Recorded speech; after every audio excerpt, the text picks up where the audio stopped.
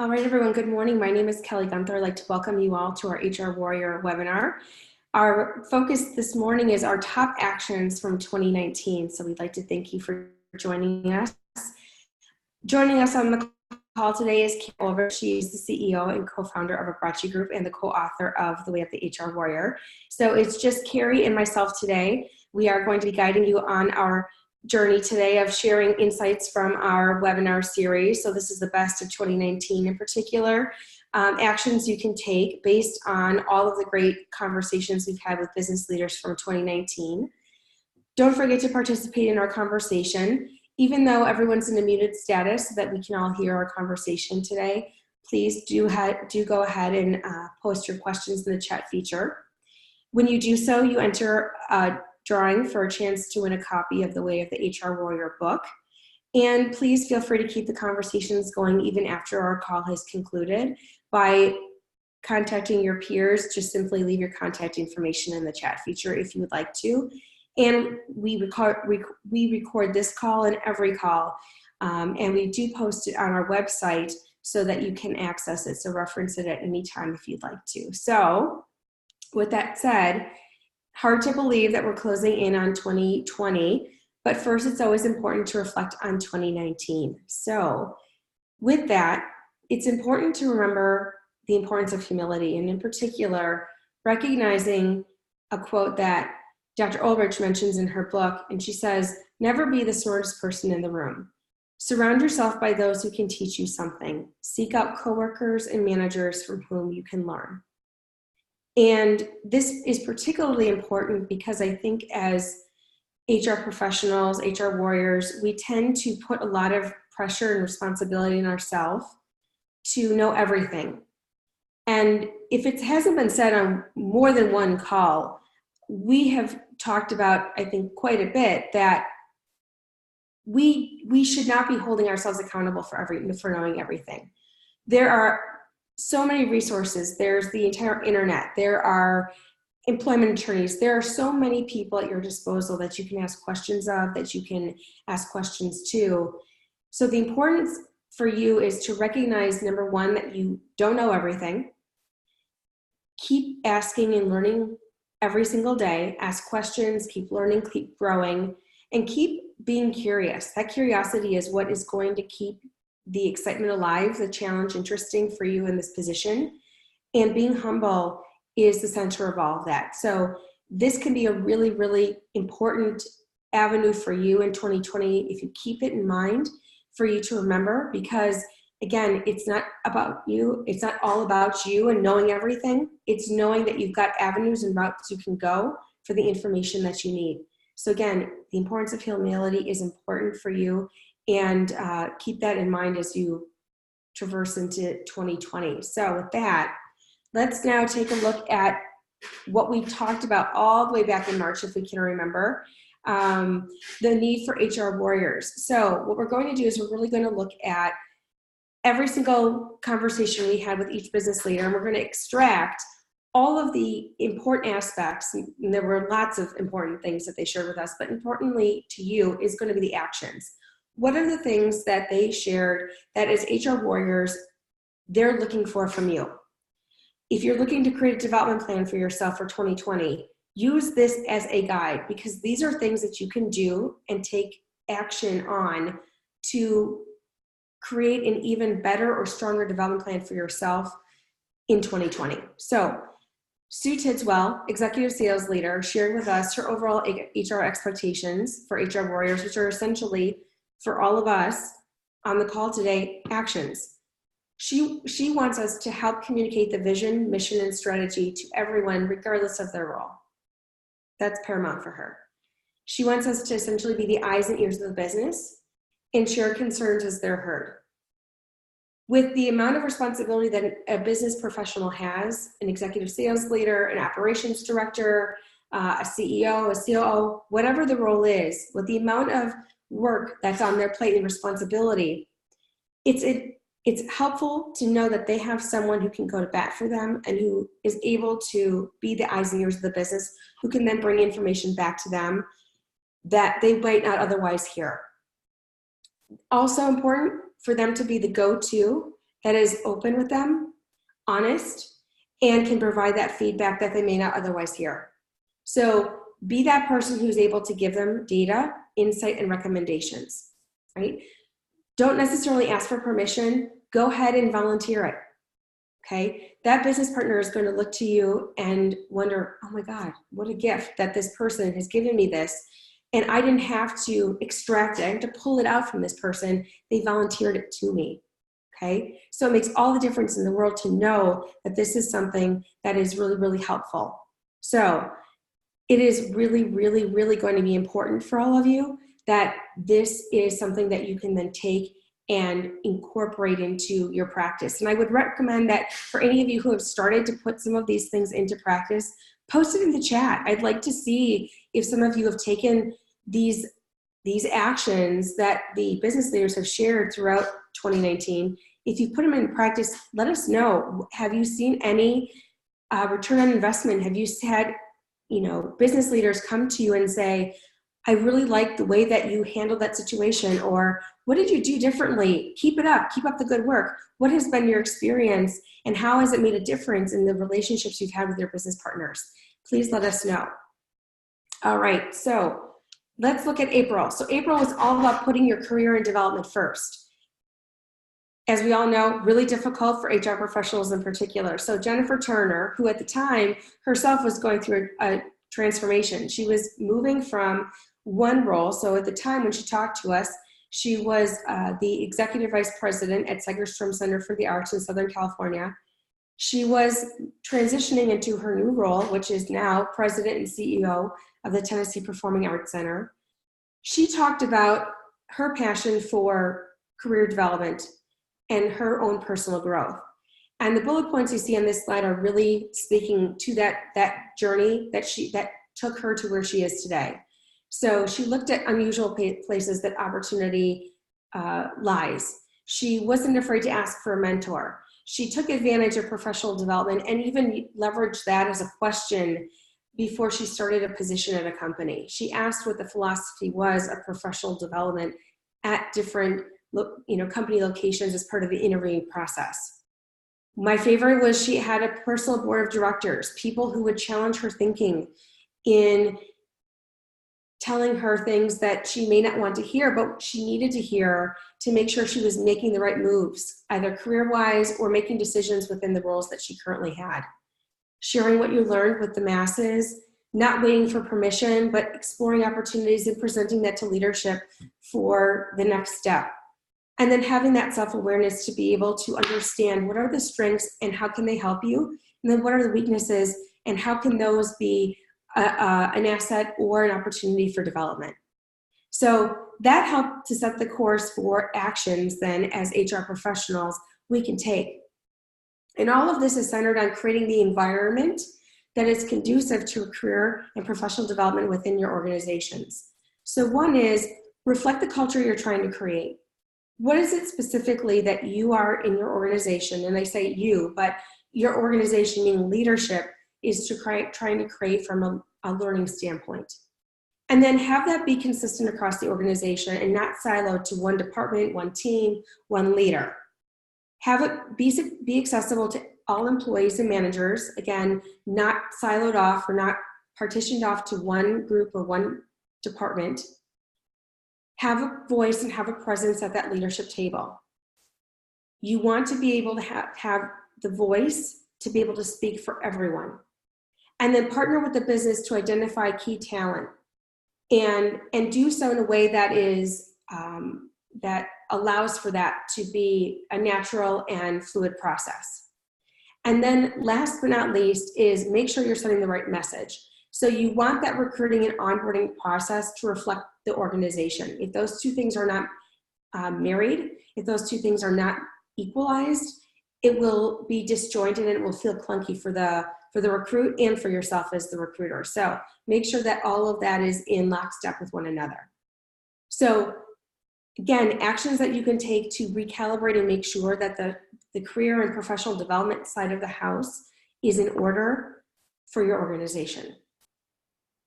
So then in May, what we talked about was aligning HR goals to the business. It may seem obvious, but it's not always so obvious, right? So to help us guide us in this conversation was Carla Hansen, who's the Michigan Market President at Arch Staffing and Consulting. And she spoke eloquently about the financial goals that you want to be able to align to the business. So that you understand ultimately the business, and that ultimately that you understand how that helps drive revenue. When you understand how a business runs, how they make money, that will pay off in spades to you as an HR professional, because you understand the business, you understand how the revenue is generated, and when you can tie your goals to helping make sure that that is all tied together, it makes a profound impact to the organization as a whole. You want to make sure you're establishing and building trust with leaders. Care about the same things they care about. If you're going in one direction and they're in another, that obviously says a lot about where your priorities might lie. And if they don't lie in the same direction as the business might often look at you and think, are they really on the same page as us? And if they're not seeing the value that HR has, they may wonder, do we really need this function? Do I need this role? Is this a department I need? Do I really need learning and development if they're not really seeing any real payoff for our organization, our employees? So make sure you are constantly reinforcing and showing the value as important as it is for the business. Build trust with the leaders in that fact that you're working towards that same goal, and show that in the bottom line that you're in it together. Make sure that they're able to see that, and whether it be you're doing things like a scorecard of sorts, or whether you're having monthly one-on-ones with leadership, it doesn't matter. The importance is that you're having those regular conversations, so it's not left into question. They're not left to their own devices and wondering, what does that really look like?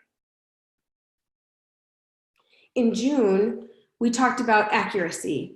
And Terry Howell, who's the logistics director at Capco Metal Stamping, did a really great job of giving us a story. We called it Ripped from the Headlines, and talked about how there was some chaos within his own organization around sales and operations, not really understanding or being on the same page with the amount of customizations they were making with customer orders, and how in order to be able to rectify the situation, they really need to get to root cause.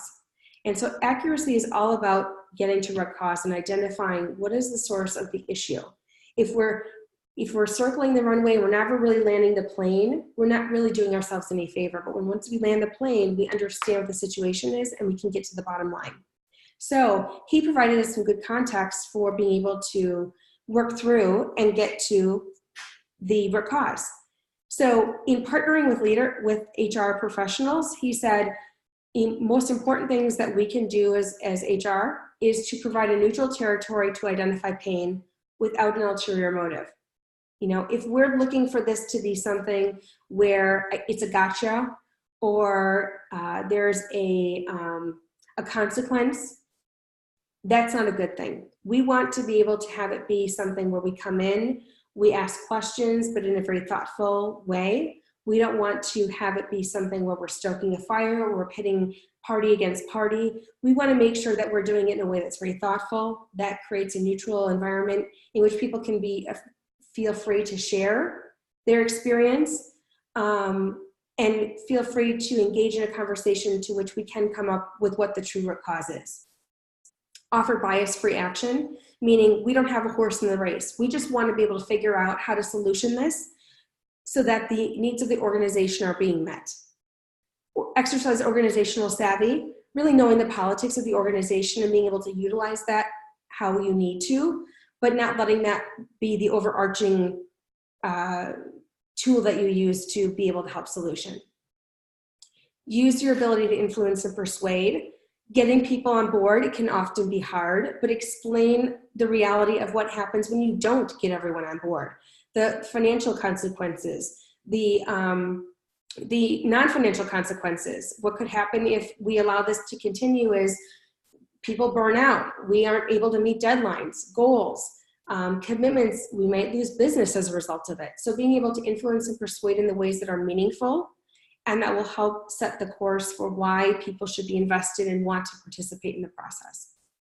Make recommendations as necessary and stay close. Don't offer your services, offer them, and then walk away and say, got it, done, moving on. Stay close and make sure you're an advocate continuing to go forward. That will go a long way, not only in this situation, but in future situations with the business leaders.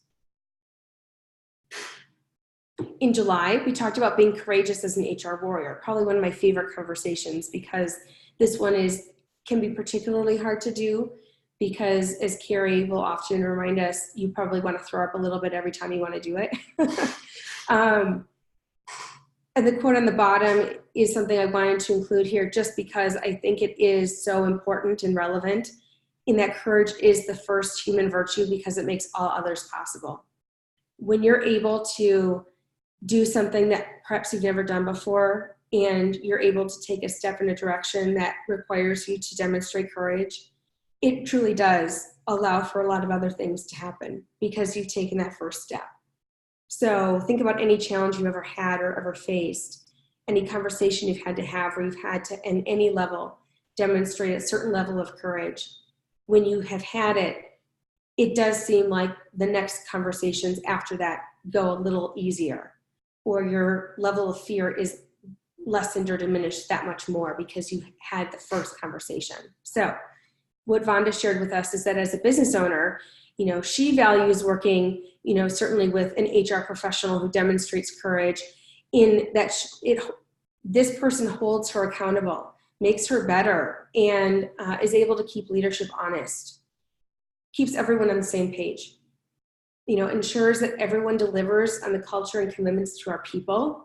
And then if someone is acting out, or someone isn't falling in line, or someone isn't doing what he or she said he or she was going to do, that we call that out and we're addressing it in a way that is not demeaning, not demoralizing, but is saying, this is not how we said we were going to act or behave.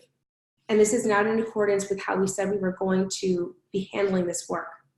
So how do we get back on track and make sure that the work continues, but that we're doing things the way we said we were going to do it? That we're ultimately delivering value and impacting people practices. Not to mention the bottom line, of course, as well, that's always helpful. But that we're doing things in a way that people are impacted in a positive way. Last but not least is improving the reputation and the credibility of HR. Keri's passion for having written the book is all about the fact that HR does get a bad rap. It doesn't get the respect that she feels it deserves, and I agree 100,000% with that. And anytime that you can demonstrate and improve the reputation and the credibility that HR has within an organization, even if it's something that you think is really menial, it doesn't matter. You have changed the way that that leader or that individual person feels about HR. And sometimes all it takes is one person's perspective to change, and you've changed the way that that person then views HR as a whole, whether they go to another organization or they stay at the organization that they're at. So while it sometimes feels like it's, you're a cog in a machine, you're not. You're making tremendous impact on people every single day. So that's why I think this conversation wasn't, for me, one of the most impactful, because it shows just how integral you are to every single working nuance of an organization. You are key to being able to demonstrate, the growth and the employee development within an organization, and you are someone who is an ambassador for people. So with that, I will turn it over to Keri. She is going to continue and share with you in August what Dean shared with us about why my team is not getting along. Keri? Thanks, Cal, and congratulations, Kelly, for not coughing. Kelly's pretty sick, and so she said, if I can just get through without coughing. So congrats, Cal.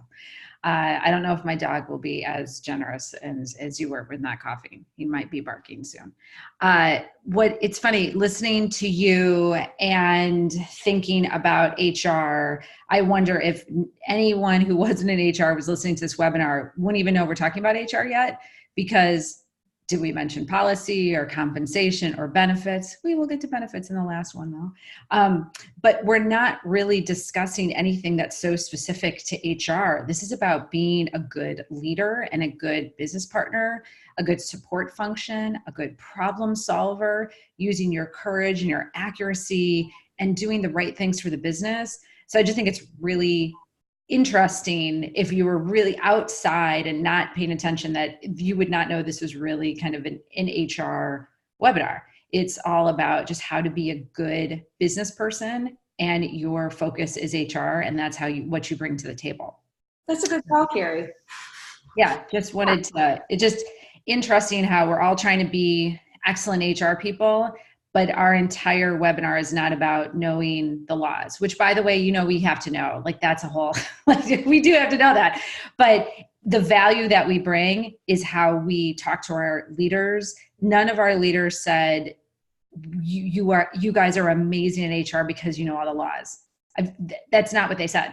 They're always saying, you helped me because I had pain, because you fixed that pain. And I think Dean is a really good example of that. He was in pain. His team wasn't getting along. He's the director of IT for Segerstrom Center for the Arts, and has one of the best headshots ever.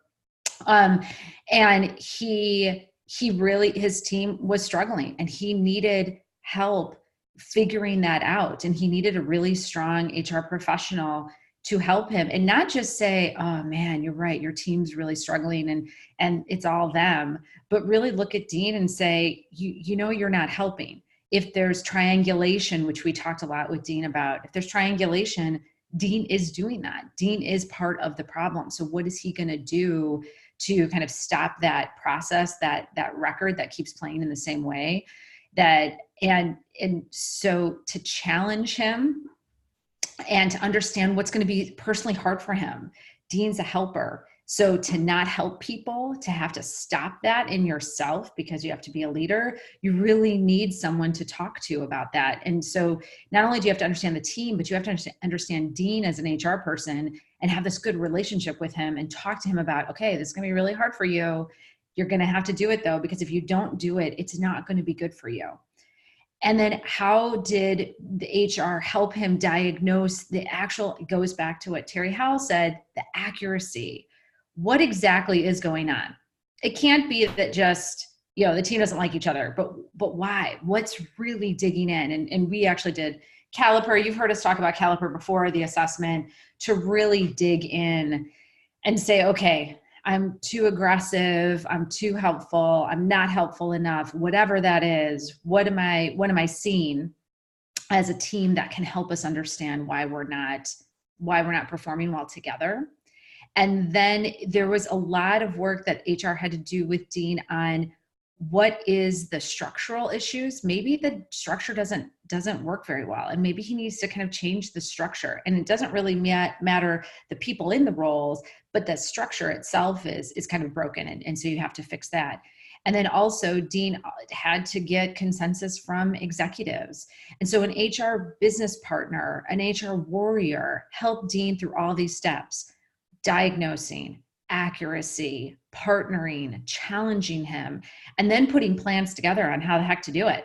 So you still need to know your craft. You still need to do your organization. You still need to know your organizational design, your psychology, then of course laws, right? And if you're removing people or changing their jobs. So it was a lot of work, but it was HR that really helped him. And he was struggling for a year and trying to do different things, but really strong HR warrior type partner helped him. And they see the differences now with IT has a much better reputation. So we're so excited. Okay. That was August, when it was warm for many of our friends out there in polar vortexes. Okay. Now we're getting to the colder months. September, Elizabeth Kushiakis, who is the vice president of HR in Echo, that is in the Midwest, and she's probably very cold now. She took over a brand that didn't have an HR VP before and struggled with their reputation. And we really had a good talk with her on what to do when your HR brand is not at the level you want. Okay. And so some of the things that we talked about in this is she struggled with people weren't available or responsive. They weren't doing what they said they would do. So that's incredibly important for your brand. I don't care, you can be the smartest person in the world and you can have the best intentions and the best ideas and just maybe you've executed it before, but if you don't follow what you say you're going to do and you're not responsive, people roll their eyes and go, I never hear from HR. And we kind of have this reputation anyway of not being responsive at times because, when people call us, it's an emergency. So we kind of are like one down position for that. And if you're not responsive, boy, and Elizabeth saw that with her team that she inherited, that there was some rumors and the perception of not responsive. That's really tough. So how do you recruit top talent that's a culture fit? So they really needed to work on that as well. So they weren't recruiting like they could have, which means you have to define the culture, you have to find the right people. So they needed to work on that as well. How can they support the organization? So again, they needed to understand the organization. They needed to get what was going on, those business goals that we talked way back when with Carla, aligning HR goals with the business. They were not aligned.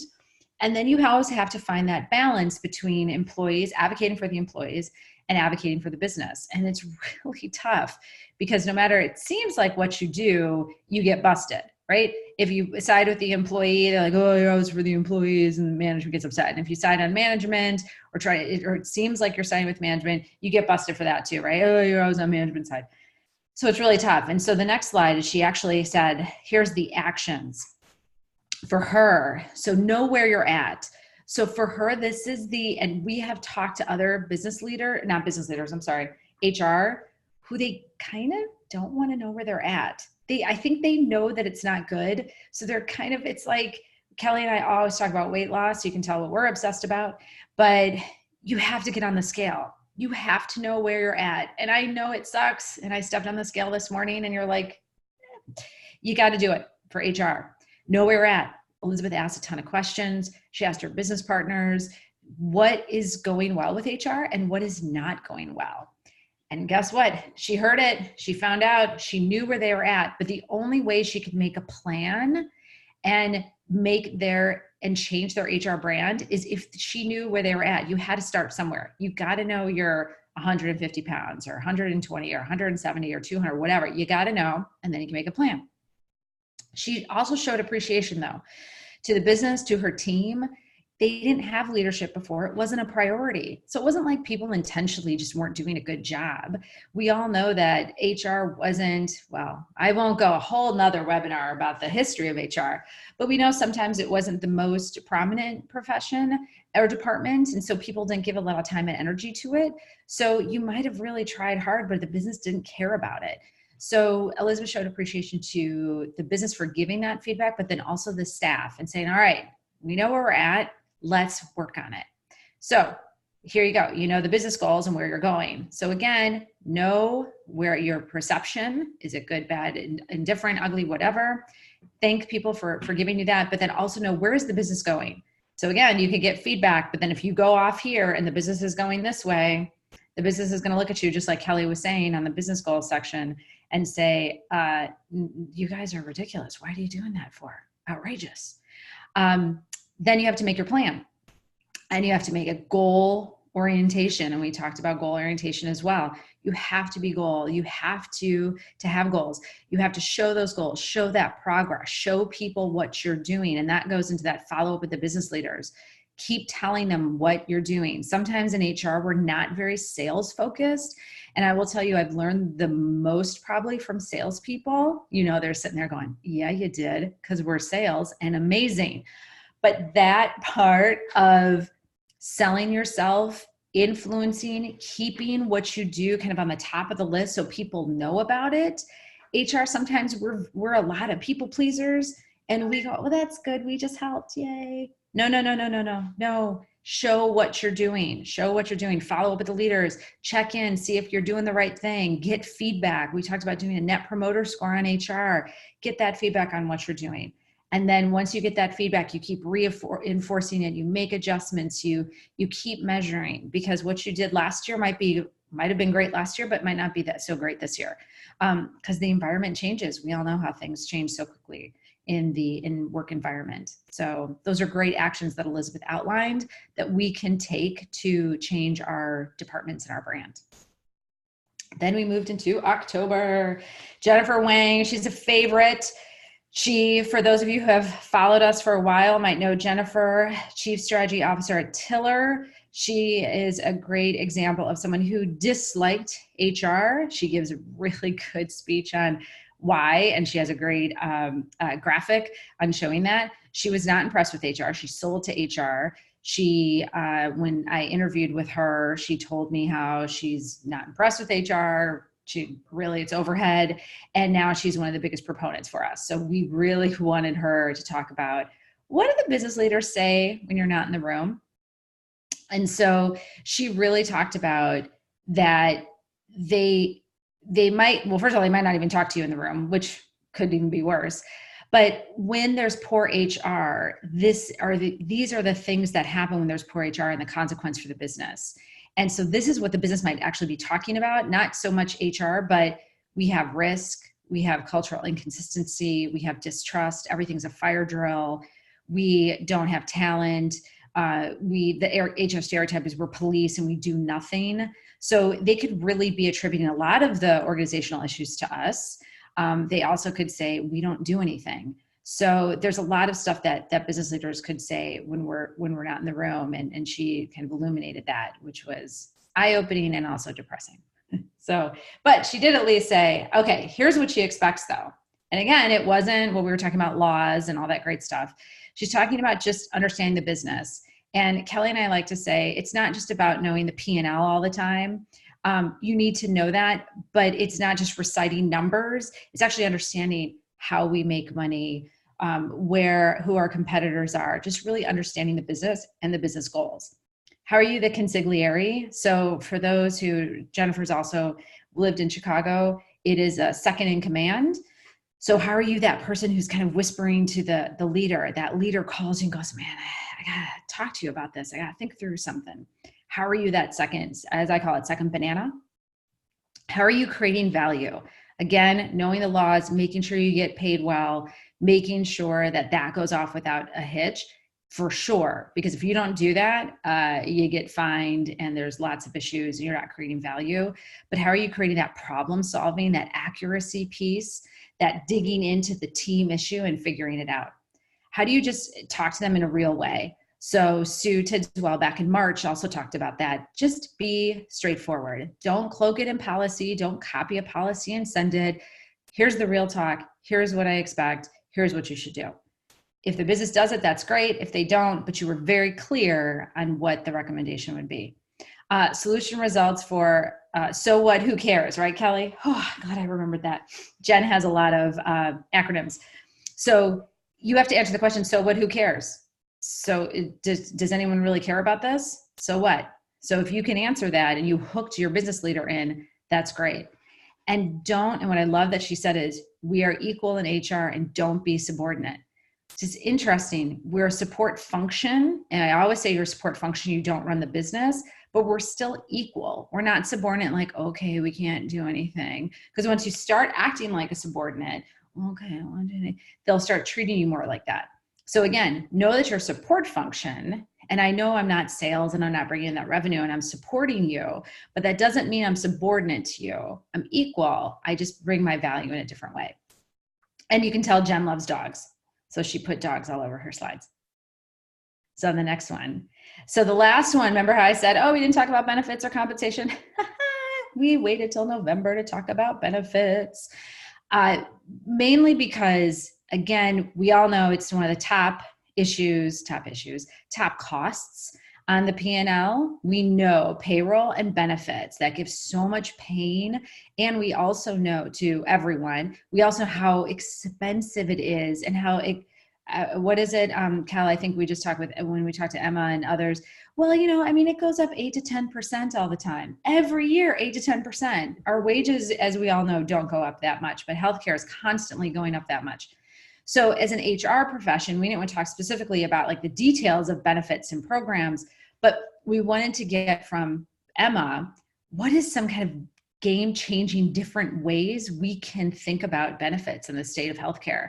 It is such a big, big cost to the company that if HR could actually do something about it and help to fix that, that would be amazing. So we did talk about benefits, even though I said, look at us not talking about benefits. So she really said, listen, research. There are other systems out there. And Kelly and I used our example of, we didn't know there were other kind of ways to do healthcare out there until we met Emma. And now we've changed our healthcare for the better. And so she said, find people out there. And she gave a lot of links. So if you're thinking about healthcare, please go to our website and you can listen to Emma, and all the links are in there, and you can actually talk to her, because there are healthcare consultants who are not paid like brokers are, who can help you figure out new ways to do healthcare. And so talk to that expert, give them the problem, give the expert, hopefully the expert can solve it for you, and ask the right questions of the expert to learn answers. So if we go to the next slide. Thanks, Cal. So definitely all these webinars are on our website. And please go back, listen to them. If one of them you're like, that's interesting, I'm struggling with that right now, or I just want to kind of get some feedback. If you want to talk directly to the business leader because you have some questions, ask me and Kel. We can connect you. Ask just me and Kel anything else. We're always around. And the reason we do these webinars is because we want to help HR. I think you all know that, who have been with us for months and months. And also, as we said earlier, you're always learning. So Emma was a great example last month of, we thought we knew healthcare because we didn't have many options. And then all of a sudden this whole world opens up that's been around for 30 years, by the way. We're like, what? Learn. And so we end with the pursuit of excellence. So when we demonstrate our commitment to the work, employees take notice. So we do a thorough job. We read books, we research, we have a passion for encouraging employees to do the same.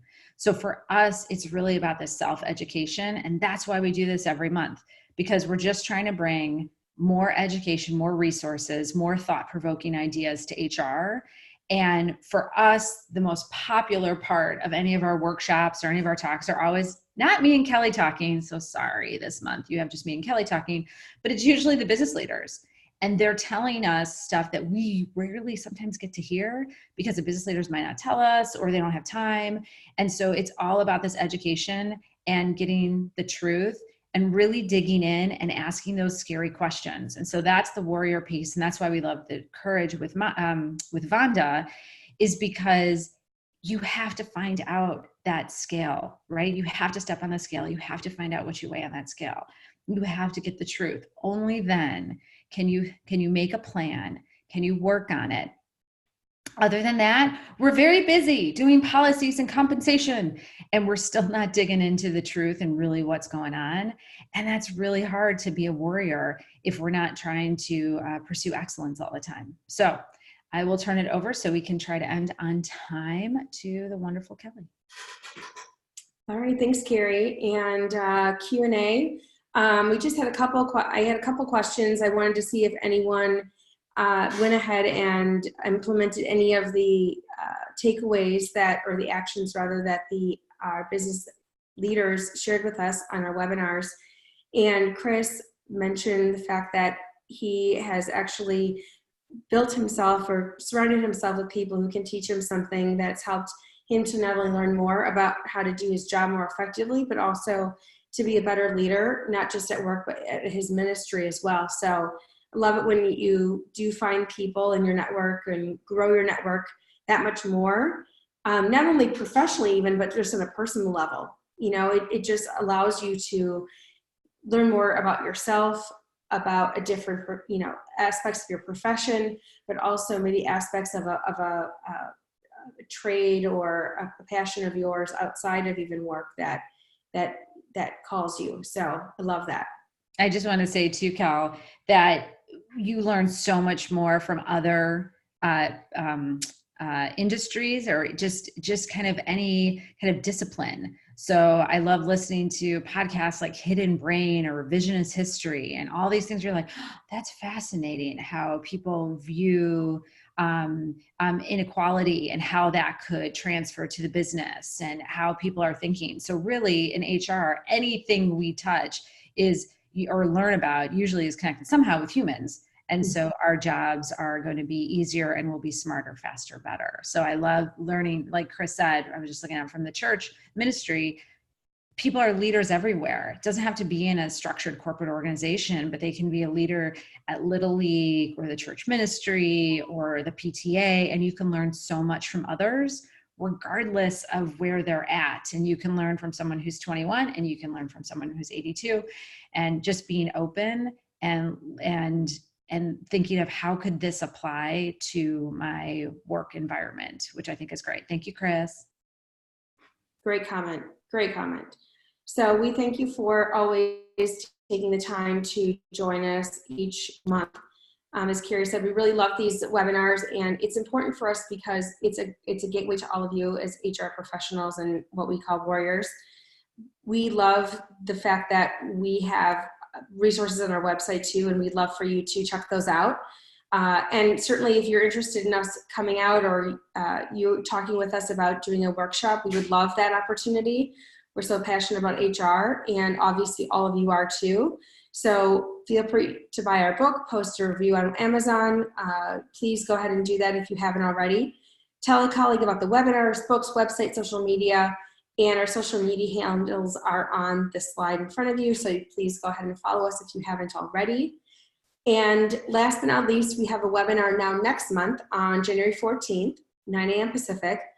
Our topic is going to be preparing for your future development, and it will be myself and Keri again, but we'll pick up with the business leaders in February. So January 14th, myself and Keri, all about future development. So looking forward to having you join us again. We will send an email out with all of the details regarding that upcoming webinar with a link to register, but also with a link to review and reference back to this webinar as well. So with all of that, thank you so much. Have a wonderful holiday. I can't believe it's going to be the end of the year. Oh my gosh. But have a great end of 2019 and kick off to 2020, everybody. Happy holidays, everyone. Bye. Bye, warriors. Looking forward to it. Take care. Bye, warriors. Bye, everyone. Bye.